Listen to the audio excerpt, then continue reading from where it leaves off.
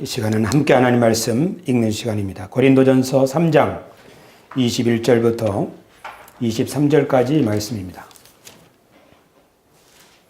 고린도전서 3장 21절부터 23절, 우리 주보에도 있습니다. 우리 다 같이 한 목소리로 읽겠습니다. 읽습니다. 그런즉 누구든지 사람을 자랑하지 말라. 만물이 다 너희 것임이라. 바울이나 아볼로나 게바나 세계나 생명이나 사망이나 지금 것이나 장래 것이나 다 너희의 것이요 너희는 그리스도의 것이요 그리스도는 하나님의 것이니라. 아멘. 할렐루야. 하나님이 여러분과 함께 하십니다. 하나님이 지금도 아멘. 옆 사람과 한번 손맞춤합시다. 하나님이 지금도 일하고 계십니다. 하나님이 일하고 계십니다.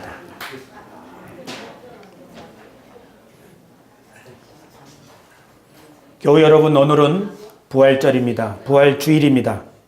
지난 한 주간 동안 우리는 매일 밤 모여서 예수님의 고난과 부활이 어떤 의미가 있는지 계속 생각하면서 기도했습니다. 예수님의 부활은 실제로 일어났기 때문에 중요합니다. 그리고 그 부활이 무슨 의미가 있는지, 그 의미 때문에 부활은 더욱 중요합니다. 어떤 사건이 일어났을 때 그 사건이 중요한 이유는 그 사건에 담긴 의미가 중요하기 때문입니다. 저 독일에서 담벼락이 무너졌습니다. 그 담벼락의 이름은 베를린 장벽입니다. 콘크리트로 만든 커다랗고 길다란 담벼락이 무너졌습니다. 독일에 있던 그 담벼락은 동독과 서독을 서로 양분해 있던 장벽이었습니다. 동독은 공산주의 국가요. 서독은 민주주의 국가이기 때문에 이 공산주의 국가에 있는 지도자들이 백성들을 서독으로 넘어가지 못하도록 하기 위해서 장벽을 만들었습니다.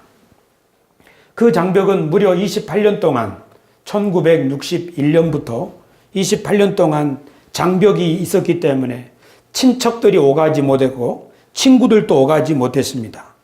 그런데 동유럽의 민주화가 일어나서 동독에 있는 그 보수 정권이 해체되므로 동서독은 서로 통일을 하게 되고 베를린 장벽이 무너졌습니다. 그 담벼락이 무너진 사건은 두 독일이 더 이상 동서로 냉전 상태로 사는 것이 아니라 서로 동서가 화합이 되고 하나의 독일이 탄생하는 위대한 순간이었습니다. 독일에 있는 그 베를린 장벽이 무너진 사건은 냉전의 체제가 해체되고 새로운 평화와 화해와 하나의 독일이 탄생한 기념비적인 사건입니다. 그것이 1989년 11월 달에 일어난 일입니다. 오늘 우리는 한 사람이 죽음에서 살아난 부활절을 기념하고 있습니다. 한 사람이 죽음에서 살아난 것이 어떤 의미가 있을까요? 부활절이 어떤 의미가 있길래 온 세상이 이날을 경축하고 있을까요? 여러분 한번 생각해 봅시다. 저마다 부활절은 의미가 있습니다. 어떤 사람에게 부활절은 계란을 먹는 날입니다. 어떤 사람에게 부활절은 뮤지컬을 하는 날입니다. 열심히 준비해서 노래도 하고 발표도 하는 날입니다.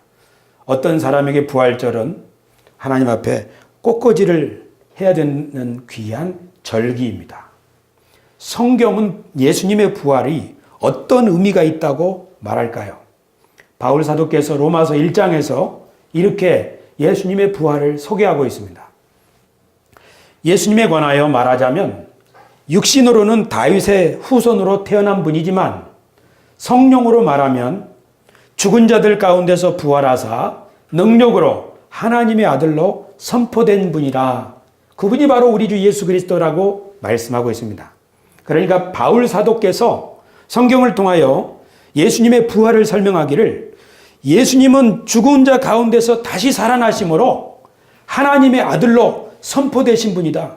예수님이 죽은 자 가운데서 살아나심으로 이분이 바로 하나님의 아들이라고 하는 것을 온 세상에 하나님이 알린 사건이다. 그렇게 말합니다. 우리들은 너무나 친숙한 말들입니다. 예수님이 하나님의 아들이다. 그러나 오늘 좀 더 생각해 봅시다. 하나님의 아들이라는 것이 무슨 뜻입니까? 하나님의 아들은 어디에 앉습니까? 하나님 왼쪽에 앉습니까? 오른쪽에 앉습니까? 오른쪽에 앉습니다. 하나님의 아들은 왜 왼쪽에 앉지 않고 오른쪽에 앉지요? 왼쪽에는 의자가 없어서요. 그게 아니고 오른손이라고 하는 것은 권능을 상징합니다. 하나님 우편에 앉아 계신다 이 말은 하나님의 모든 권세, 하늘과 땅의 모든 권세를 이분한테 맡겼다 이런 뜻입니다. 예수님이 하나님의 아들이라고 하는 것은 하늘과 땅의 모든 권세를 예수님이 받아서 이 세상을 통치하는 만왕의 왕이 되었다는 뜻입니다. 할렐루야. 성경은 예수님의 부활을 예수님이 지금 하늘과 땅의 모든 권세를 가진 분으로서 하나님 보좌 우편에 앉아서 통치하고 계신다 하는 의미로 받아들이고 있습니다. 예수님은 하나님의 보좌 우편에서 세상을 어떻게 통치하실까요? 예수님은 교회를 통하여 하나님의 성령을 끊임없이 보내주심으로 하나님의 뜻이 하늘에서와 같이 이 땅에서도 이루어질 수 있도록 다스리고 지금도 교회를 통하여 온 세상에서 하나님의 나라를 세워가고 계신다고 우리 성경은 말씀하고 오늘 우리도 그것을 믿습니다. 할렐루야.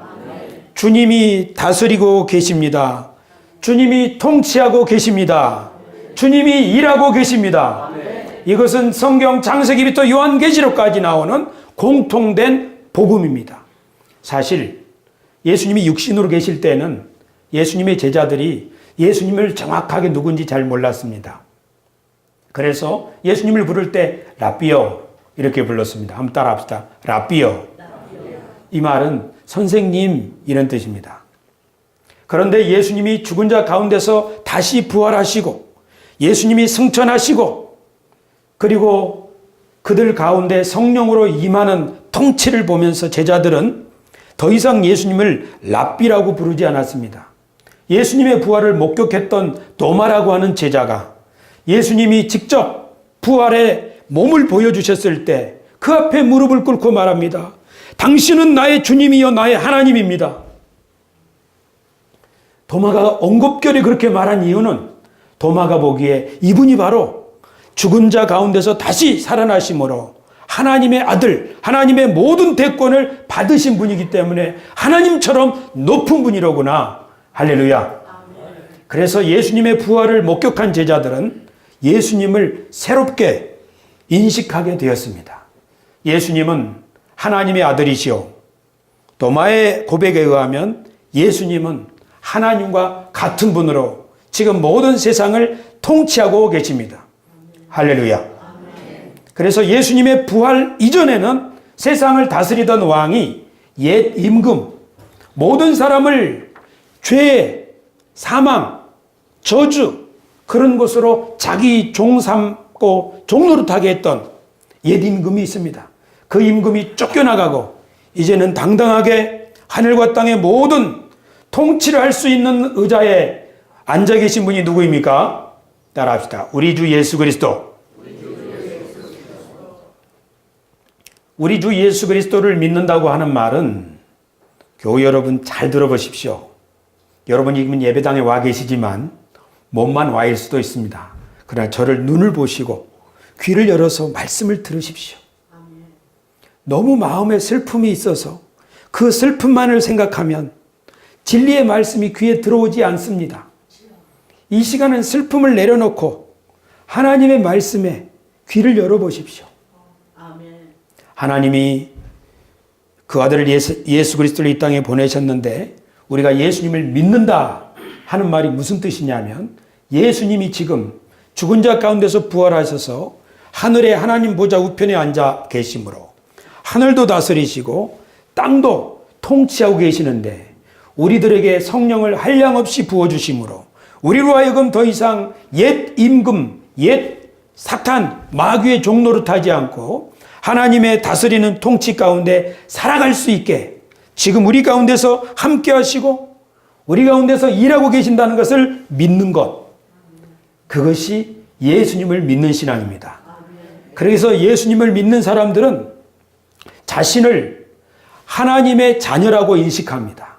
예수님을 믿는 사람들은 하나님께서 우리를 불러서 하나님 나라를 위하여 일할 수 있는 대리인으로 삼으셨다는 것을 믿는 사람들입니다. 예수 그리스도를 죽은 자 가운데서 살아나신 그 예수 그리스도를 바르게 깨달은 사람들은 자기 자신에 대해서도 새롭게 인식하게 되었습니다. 더 이상 죄인이 아니요 하나님 앞에 거룩하게 지음받은 의인이요 성도요 하나님의 백성이요 그리스도의 신부요 하늘과 땅의 모든 권세를 가지신 분과 함께 그 나라를 물려받을 수 있는 공동 상속자가 되었다고 하는 사실을 깨닫고 그런 새로운 신분으로 자기를 인식하는 사람들이 바로 예수님을 믿는 사람들이라는 것을 믿으시기 바랍니다. 이 사실을 가장 확실하게 깨달을 수 있게 하신 그 사건이 바로 예수님의 부활입니다.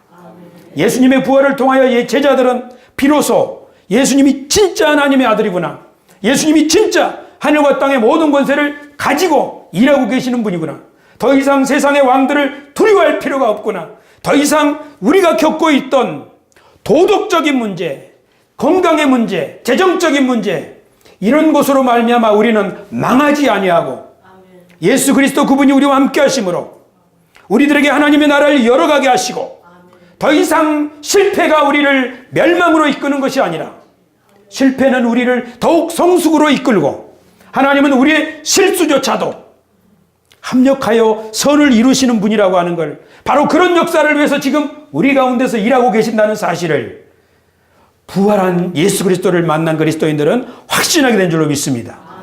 오늘 그러므로 우리가 계란만 먹을 것이 아니라 이 믿음을 가슴속에 품게 되기를 바랍니다. 예수님의 제자들은 실제로 예수 그리스도께서 현재적으로 그들 가운데 계시고 통치하고 계신다고 확신했기 때문에 그들은 새로운 정신과 새로운 마음가짐으로 살아갔습니다. 그들은 더 이상 옛날 방식으로 살지 않고 우리 가운데 함께 계시고 우리 가운데서 본을 보여주셨던 예수님을 따라 살아야겠다, 그런 마음을 품기 시작했습니다. 더 이상 거짓에 속지 않고 더 이상 거짓에 아부하지 않고 진실을 쫓아야 되겠다. 왜냐하면 예수님이 그런 분이었으니까. 지금 우리 가운데 계신 예수님이 바로 그런 분이니까. 돈의 노예가 되지 않고 도리어 나눠주고 베푸는 그리스도의 본을 받아야 되겠다. 왜냐하면 지금 우리 가운데 주님이 계시니까. 그 믿음으로 교회는 살기 시작했습니다. 그러다 보니 예수님처럼 그리스도인들이 십자가 형벌을 받기도 했습니다. 진리를 쫓아 살아갈 때 환난이 왔습니다. 그러나 그리스도인들은 두려워하지 않았습니다. 왜냐하면 하나님이 예수 그리스도를 죽은 가운데서 다시 살리신 것처럼 우리들도 다시 살리실 것을 믿기 때문에 세상에 있는 불의에 타협하지 아니하고 예수 그리스도 안에서 진실과 정직과 그리고 사랑 가운데 행하기 시작했습니다. 우리나라에 다스라는 회사가 있습니다. 1년 내내 다스의 주인이 누구입니까? 이런 질문이 매체에 나왔습니다. 그런데 그 회사의 한 직원 김종백 씨가 다스의 중요한 자료들을 검찰에 내서 다스의 실소유주가 누구인지를 밝히기를 원했습니다. 그때 그분이 이런 말을 합니다. 이 서류를 검찰에 넘기면 나는 칼에 맞아 죽을 수도 있겠다. 그러나 이렇게 해서 위선, 거짓을 드러내는 것이 옳은 생각이라고 확신한다. 우리 시대, 우리 사회, 회사나 국가나 정부나 심지어 교회나 내부 고발자들이 있습니다. 내부 고발자는 그 단체의 불의를 드러내는 용기를 가진 사람들을 말합니다. 우리가 왜 그런 사람들을 박수 쳐줍니까? 왜냐하면 그 사람들의 삶이 예수님의 삶과 닮은 데가 있기 때문입니다. 예수님은 마태복음 23장에서 종교 지도자들의 위선과 그들의 거짓됨을 낱낱이 지적하셨습니다. 교우 여러분, 예수님이 왜 십자가에 달려 죽으셨겠습니까? 예수님이 가만히 있는데 십자가에 달리지 않았죠. 예수님은 종교 지도자들의 위선을 지적할 때 종교 지도자들이 예수님을 싫어했기 때문에 예수님에게 엉뚱한 누명을 씌워서 예수님을 십자가에 못 박아 죽였습니다. 우리가 예수님을 주님으로 믿고 따른다고 하는 말은 우리가 이처럼 진리를 쫓아 행하시던 그리스도를 따른다는 말과 똑같은 것입니다. 할렐루야. 교우 여러분, 우리가 예수님 우리와 함께 계시고 지금 우리 가운데 통치하고 계신다는 것을 믿는 사람들은 새로운 하나님 나라의 윤리를 가지고 사는 사람들이고, 그리고 예수님의 대리인적 삶으로 부르심을 받은 자긍심을 가지고 살아가는 사람들입니다. 그렇기 때문에 우리가 정의를 위해서 또는 한 영혼을 살리기 위해서 친절을 베풀고 진실되게 행하고 그러면서 당하는 어려움들이 온다 할지라도 우리의 모든 수고가 결코 헛되지 않을 것을 믿어야 합니다. 할렐루야.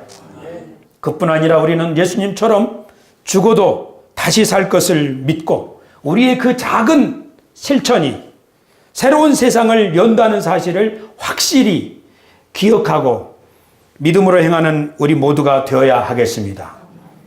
기독교 신앙을 이렇게 보면 어떤 새생활 운동 또는 종교 활동처럼 보입니다. 그런데 이 세상에 많은 철학적인 운동들이 일어났지만 그것들은 쇠퇴하고 말았습니다. 무슨 주의, 무슨 시대. 하지만 그리스도의 이 기독교 신앙은 쇠퇴하지 않고 2000년 동안 계속적으로 온 세상에 그 영향력을 끼치고 있습니다. 왜 그럴까요?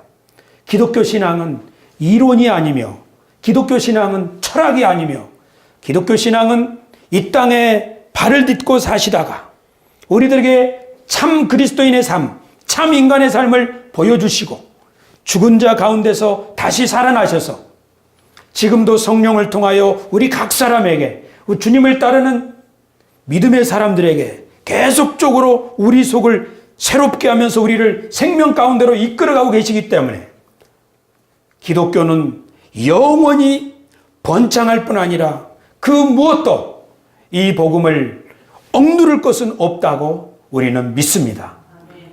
할렐루야. 오늘 부활절 우리의 믿음과 신앙을 다시 한번 생각해 봅시다. 기독교 신앙이 무엇입니까? 기독교 신앙은 하나님의 아들로서 이 땅에 오셔서 참 인간의 삶이 무엇인지를 우리들에게 가르쳐주고 보여주신 예수 그리스도를 따르고 주님을 섬기는 신앙, 이것이 기독교 신앙입니다. 그러므로 우리 그리스도인들은 예수 그리스도를 깊이 생각하고 바라볼 필요가 있습니다. 예수님이 이 땅에 오셔서 어떻게 사셨습니까? 예수님은 평범한 사람들하고 만나셨습니다. 삭개오와 만나셨고 베다니 마을에서 마리아와 마르다 자매의 가정을 자주 방문하셔서 거기서 식사도 하시고 거기서 주무시기도 하셨습니다. 여리고 마을에 바디메오라고 하는 소경, 예수님이 그 소경을 만나서 눈을 열어주기도 하셨습니다. 예수님은 제자들과 함께 식사를 하시고 그리고 생애의 마지막이 되셔서 이제 내가 하나님께로 돌아갈 때가 되었구나. 이제 나를 죽이려는 사람들이 나를 죽이려고 오늘 밤에 잡으러 오겠구나.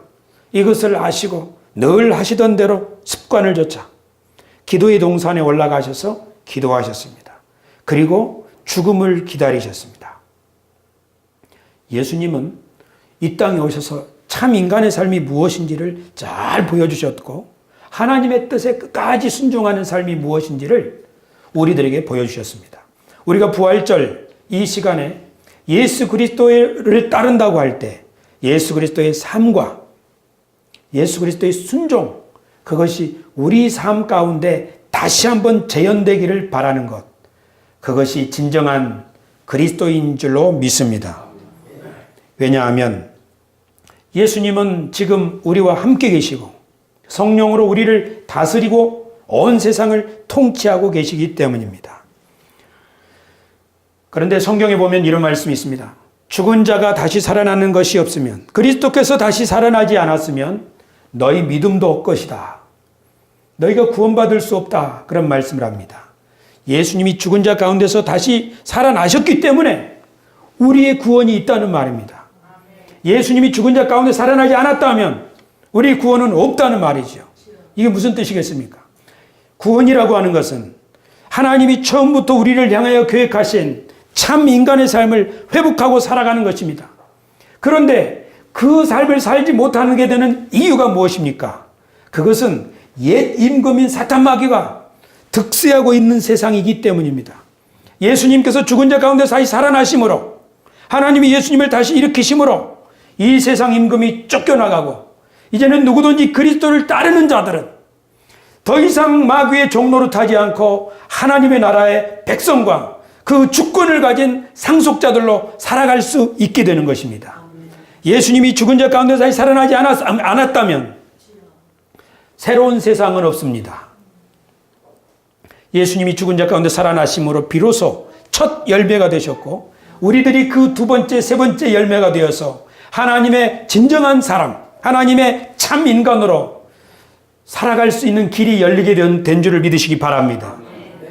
우리나라가 일제 강점기 가운데 있는 때가 있었습니다. 일제가 강제로 우리나라를 빼앗고 군홧발로 칼로 짓밟던 시대가 있었습니다. 그때 의식 있는 젊은이들은 조국의 독립을 위해서 조국을 떠나 만주, 중국 이런 데 가서 독립운동을 벌였습니다. 독립운동을 벌이지만, 일본과 대항해서 싸우지만 너무너무나 약하지요. 일본에 이길 수 없지요. 그런데 기쁜 소식이 들려왔습니다. 1945년 8월 6일 미국의 비행기가 일본의 히로시마에 원자폭탄을 투하했습니다. 그리고 3일 뒤에 나가사키에 또 하나의 폭탄이 떨어져서 완전히 초토화됐다는 소식이 들렸습니다. 독립운동을 하는 독립투사들이 이제 곧 일본의 천황이 항복하겠구나, 이 소식을 들은 다음에 독립운동의 양상이 달라지겠죠. 그 전까지는 아이고 이걸 어떻게 싸우나, 그래 죽기를 각오하고 싸우자, 이렇게 독립운동을 했겠지만, 그러나 일본이 결정적인 타격을 받고 곧 패망할 것을 알게 되었을 때 독립운동하는 사람들은 어떻겠습니까? 그래, 우리의 싸움은 이미 이긴 거나 다름없다. 저들은 패했고 곧 무너질 것이다 하면서 용기 백배하고 의기양양하면서 독립의 운동을 헤쳐나간 줄로 믿습니다. 우리들이 싸움을 안 해봐가지고 별로 실감이 안 나는 것 같아요. 하나님 나라는 가만히 앉아있는 사람들의 나라가 아니요, 하나님의 나라는 좁은 문으로 통과하여 새로운 세상을 열망하는 사람들의 나라입니다. 하나님의 나라는 내 문제 가운데서 신음하면서 애고애고하는 사람들의 나라가 아니요, 하나님의 나라는 내가 어려운 일이 있지만 하나님은 나를 건져주시고 나에게 새로운 미래를 주실 수 있는 나의 구원자다. 이 믿는 사람들의 나라가 바로 하나님 나라입니다. 그러므로 의인은 7번 넘어져도 8번 일어나며 내 의인은 뒤로 물러가지 아니한다. 믿으시기 바랍니다.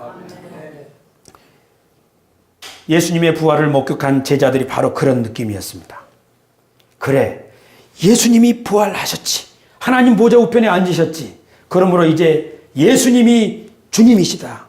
이 세상을 통치하는 주님이시요 만왕의 왕이요 지금 우리 가운데 일하고 역사하시는 주님이심을 믿고 선포했던 것입니다. 할렐루야.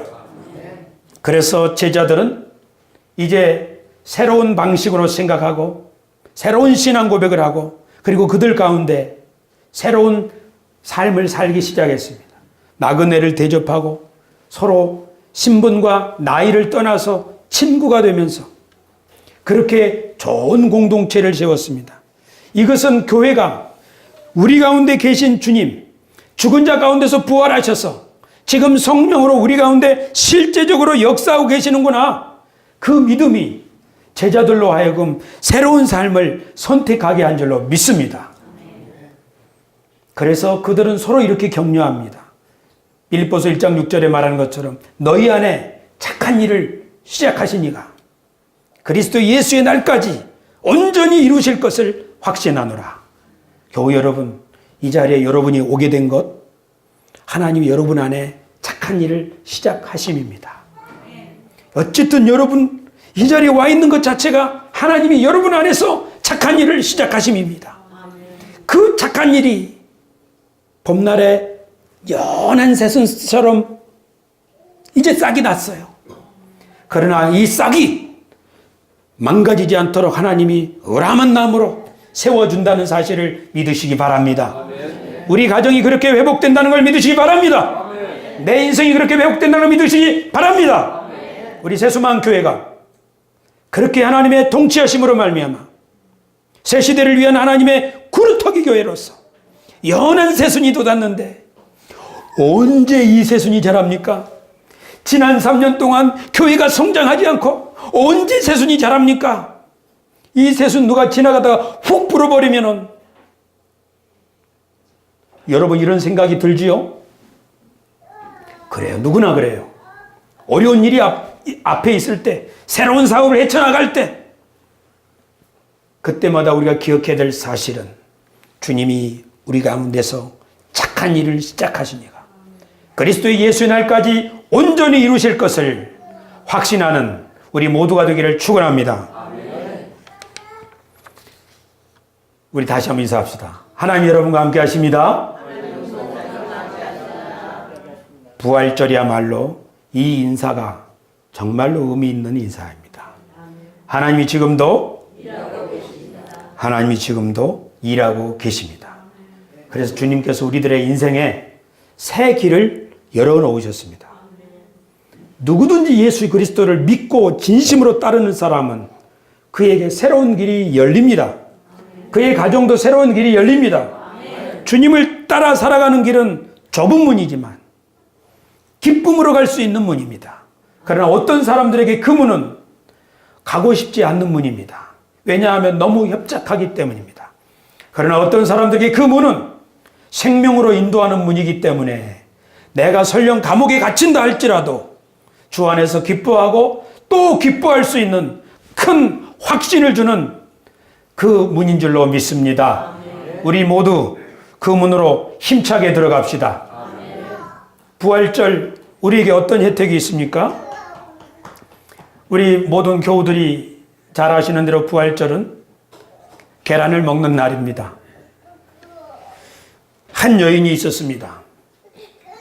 그 나라에 전쟁이 일어나서 이 여인의 남편도 전쟁에 참전했습니다.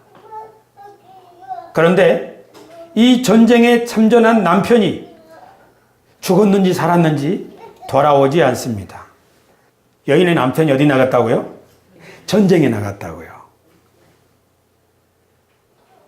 남편이 죽었는지 살았는지 소식이 없으니까 동네에 있는 불량배들이 이 여인의 집에 있는 재산을 빼앗고 쫓아냈습니다. 그런 이 불쌍한 여인에게 어떤 소녀가 다가와서 이 여인을 도와주었습니다. 그래서 이 여인이 너무나 그 소녀가 고마워서 소녀를 찾는 데 없지요. 그래서 계란을 삶아가지고 계란을 동네 사람들한테 나눠주기를 시작했습니다. 부활절에 왜 계란을 먹는가? 여러 가지 추측이 있습니다. 그 중에 한 가지 이야기가 바로 이 이야기입니다. 남편을 잃고 외롭게 사는 여인을 도와주었던 그 정성이 고마워서 계란을 삶아서 동네 사람들한테 나눠주기 시작한 데서부터 부활절에 이렇게 계란을 나누는 풍습이 생겼다는 거지요. 그러면서 우리가 부활절 계란을 생각해 볼 때 성경에는 없는 이야기지만 이것이 기독교에 서로 돕고 나누고 감사하는 기독교 신앙으로부터 나왔다는 사실을 알 수 있습니다. 하지만 부활절에 우리가 계란을 먹는 즐거움만 있는 게 아닙니다. 부활절이 되면 우리는 여전히 세상은 암울하지만 새로운 희망을 가질 수 있습니다. 왜냐하면 주님이 우리들에게 지금 새로운 세상을 열어주시는 문을 열어주시고 새로운 세상을 이끌고 새로운 세상으로 우리 이끌어 가시기 위하여 지금도 통치하고 계시기 때문입니다. 부활절은 바로 그런 날입니다.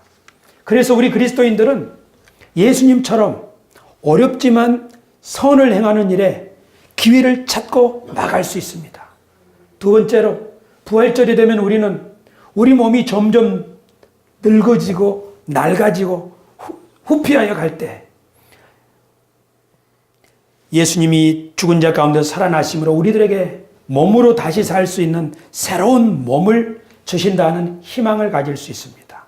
부활의 신앙을 가진 사람은 노후연금이나 어떤 특별한 보험이 없을지라도 부활신앙은 우리로 하여금 노년에 쇠퇴하지 않는 희망,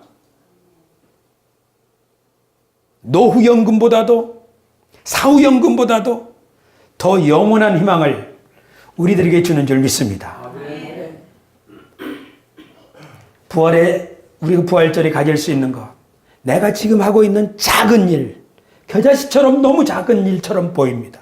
내가 내 자녀들을 위해서 하는 작은 일, 내가 교회를 위해서 하는 작은 일, 내가 지금 양심적으로 살기 위해서 내가 살아가는 그 작은 일들이 하늘의 미랄처럼 풍성한 열매를 맺겠구나. 예수님도 자기를 미랄로 심었지만 많은 열매를 맺었지 않는가. 그래서 우리는 실망하지 않고 사랑하는 자들아 너희 수고가 주 안에서 헛되지 않는다. 바울 사도는 부활의 메시지를 전하면서 끝으로 이렇게 우리들에게 용기를 북돋아주고 있습니다. 그러므로 여러분이 하는 모든 착한 일들에 낙심하지 말고 정진합시다. 아멘. 할렐루야. 아멘. 끝으로 우리는 이 부활절 통해서 우리들의 신분, 우리가 하나님 나라의 대사요 대리인이요 그리스도의 신부요 하나님의 자녀요 상속자라는 자긍심을 가지고 살아갈 수 있습니다. 상속자는 그것을 물려받은 사람입니다. 오늘 우리가 읽은 본문이 바로 고린도 교회에 있었던 일입니다. 고린도 교회는 다툼이 생겼습니다. 교회 다툼이 생기는 여러 가지 이유가 있지만 이 교회는 어떤 다툼이 생겼는가 하면 파당이 생겼습니다. 나는 바울을 존경한다. 바울파, 어떤 사람은 베드로파, 어떤 사람은 아볼로파. 이렇게 해서 교회에 파당이 생겼습니다. 이 파당이 생긴 고린도 교회에 바울이 보낸 편지입니다. 이제부터는 누구든지 사람을 자랑하지 말라. 사람을 자랑한다는 게 무슨 뜻입니까? 나는 문재인을 좋아해. 나는 홍준표를 좋아해. 나는 아무개를 좋아해. 사람을 자랑하면 나오는 일이 뭐예요? 쌈박질이죠. 바울 사도가 말합니다. 사람을 자랑하지 말라. 그러면서 뭐라고 말하죠? 만물이 다 너희 것임이니라. 왜냐하면 바울도 아볼로도 너희 것, 게바나 세계나 생명이나 사망이나 지금 것이나 장래의 것이나 다 너희 것이다. 이게 만물이 우리 것이라고요? 그러면서 바울이 설명합니다. 왜냐하면 만물은 다 그리스도의 것이요 그리스도는 하나님의 것이기 때문이다. 이제 거꾸로 설명합시다. 만물의 주인은 하나님입니다.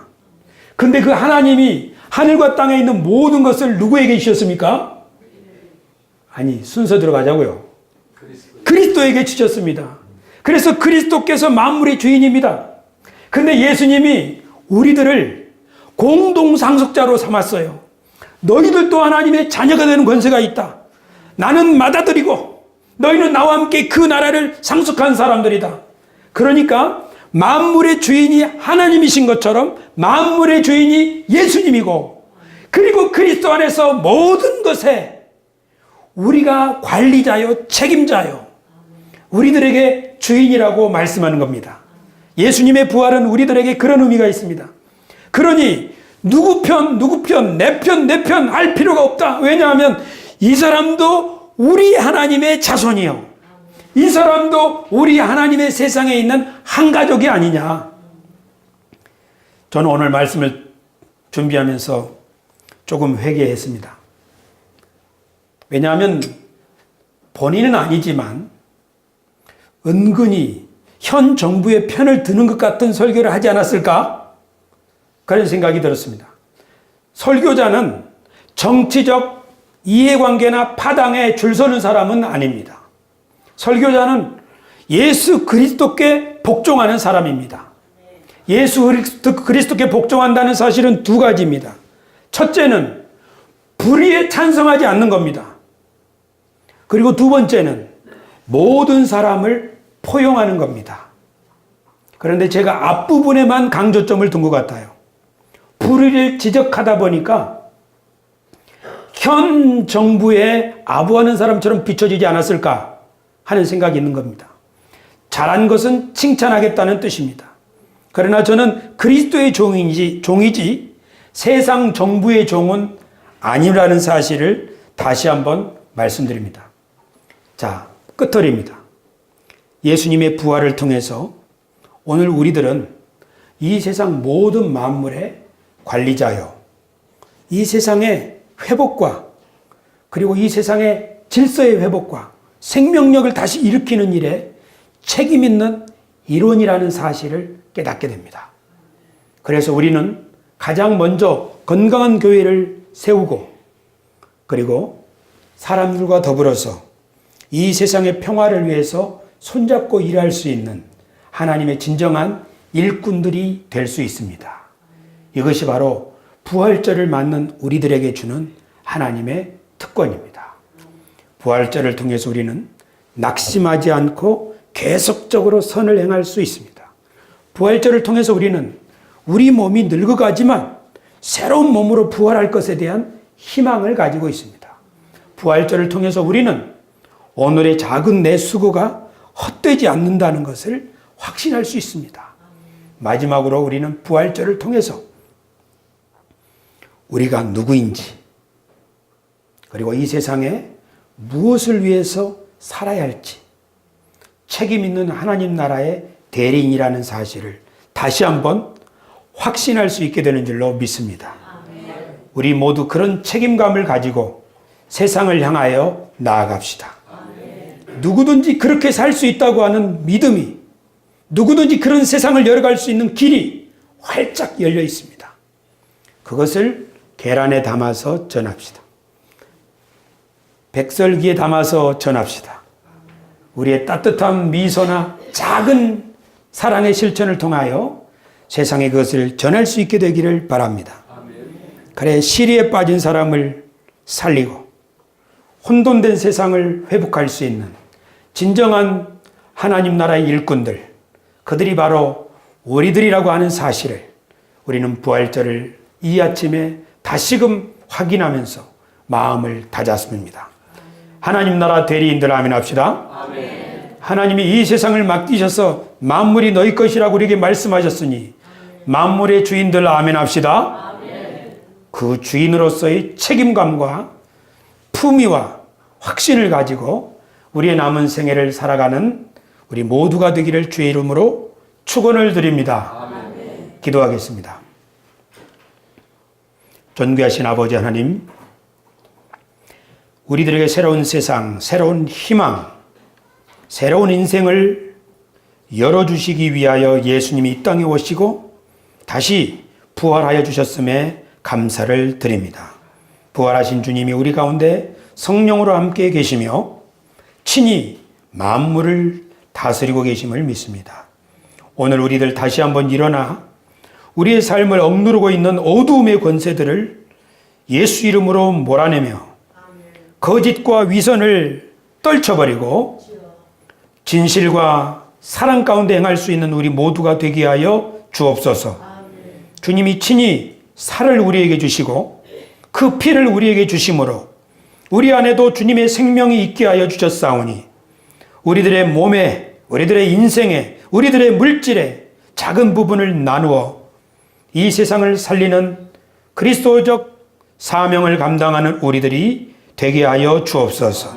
성찬에 참여하는 우리 모두가 예수 그리스도의 부활을 우리의 삶으로 증언할 수 있도록 이 시간 우리에게 복을 내려 주옵시고, 우리를 그렇게 임명하여 주옵시고, 우리를 그렇게 파송하여 주시옵소서.